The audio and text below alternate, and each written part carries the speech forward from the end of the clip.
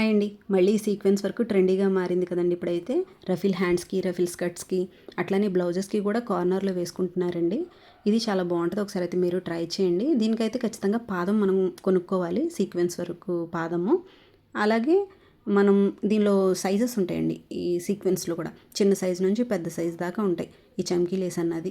దాంట్లో మన ఇష్టం అనమాట. నేనైతే స్మాల్ సైజ్ తీసుకున్నాను. ఈ కలర్ మీద మీకు అంతగా కనపడుతుందో లేదో నాకు తెలియదు కానీ నీట్‌గానే వస్తుందండి.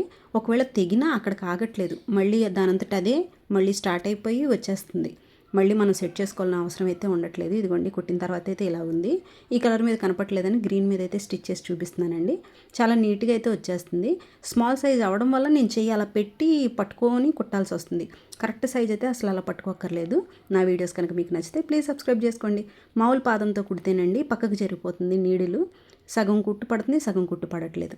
ఎవరికైనా యూజ్ అయ్యిద్ది అనిపిస్తే తప్పకుండా షేర్ చేయండి.